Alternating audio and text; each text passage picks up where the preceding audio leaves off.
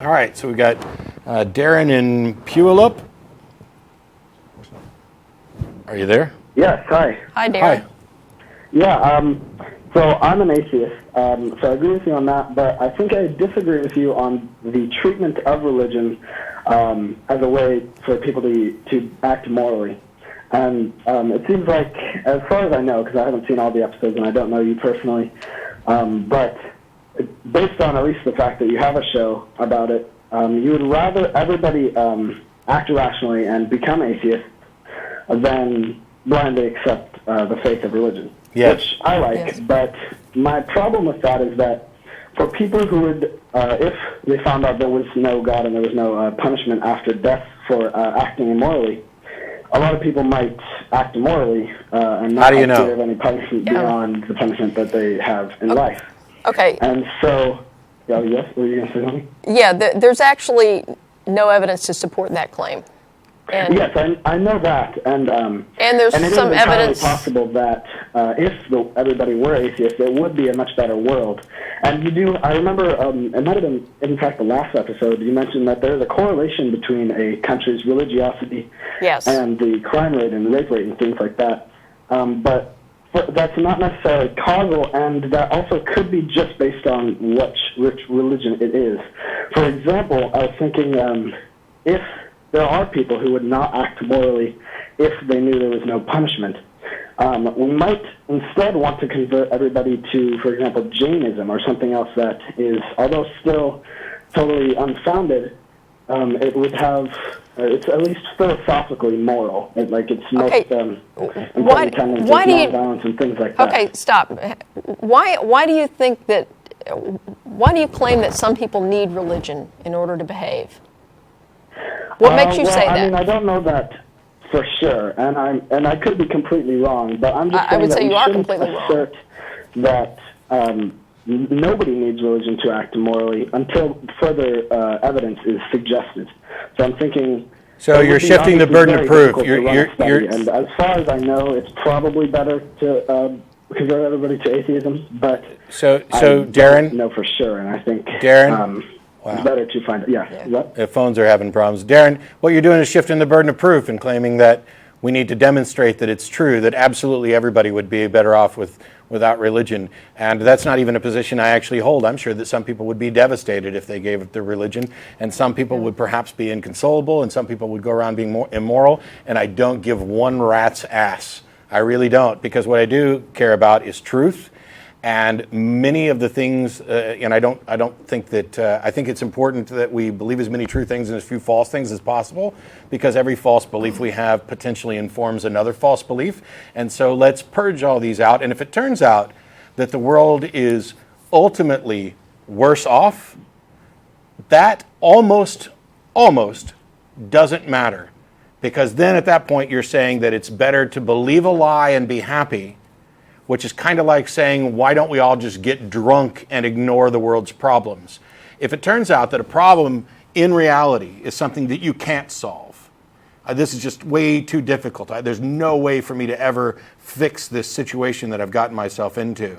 It doesn't do any more good, actual good, to think that God's going to fix it than it does to merely recognize that it's unfixable and we should perhaps move on. It is amazingly arrogant and condescending to say, hey, let's not be so hasty about getting rid of religion because there's probably some people there who really need this. Yeah. I don't need it, and most of the people who've come out don't seem to need it, and generally speaking, people are better off, but there might be some of those, so let's hold off a little bit. No, I'm just going to keep talking about the truth. And that's actually my big problem with people that say, oh, not everybody can give up religion. You know, there's this smug attitude that, hey, you know, I don't need it, you don't need it, but hey, there's this other group of people and they need it. We need to make sure that they are kept ignorant and, you know, believing this nonsense because they can't handle the truth. It's like saying that if we took Santa Claus away, kids would no longer have a right to be good, or a reason to be good. Yeah. It's just an argument I find silly, and you know, even pointing to Jainism or the Jains as some morally virtuous position, I reject that wholeheartedly. I think they are absolutely stalling progress in the betterment of humans with their extreme positions. And so while certainly a Jain is much more likely to be a harm to themselves than to others, I care about people who are a harm to themselves as well. Yeah, that is my own biggest problem with my argument there. I'm like, whenever I'm thinking about this stuff, I always think about that part, and I haven't really found a way to resolve them. And you probably are right that a few enough people need religion to act morally, that it's not justified to sacrifice truth for morality. So think about this. Think about this. Think about this for a second, Darren. Take all the religious people just in the United States, or actually, let's just take the Christians. How many of them do you think are actually behaving morally because of their religion? How many of them do you think would fundamentally change how moral or immoral they behave? I mean, it's not like it's only atheists out there committing crimes.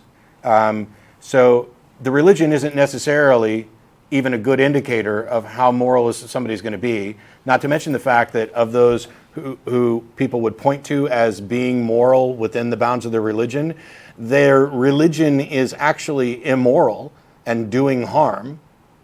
And so why wouldn't we get rid of that? I mean, what benefit is there? Is there something that Christianity or Jainism or any religion offers that is a true and accurate guide to morality that is also working, that people aren't ignoring? You know, hey, I believe in God, but I'm still going to go out and, drink and party and do my thing. And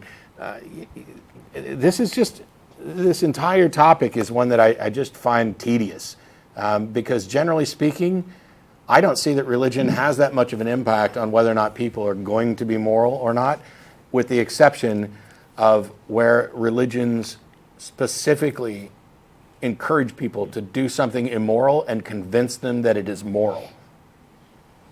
Yeah, so what you're saying is in most cases, and as far as we know, that religion tends to be more of a justification for what they're doing, whether that's moral or immoral. It can be like, I'm doing this great thing because I believe in God. I'm not saying that and if you can, justification using religion is wrong. If you can pick and choose, then you basically pick and choose to justify what you already want to do. And I think it was Weinberg pointed out that without religion, good people will do good things and bad people will do bad things. Mm-hmm. But it takes something like religion to make good people do bad things. Yes, and that's probably true. But my point is that until we know that that's what it is, because as much as I have experienced, that tends to be the case. Good people will be bad, bad people will be opposite. Good people will be good, bad people will be bad, and religion is just extraneous from that.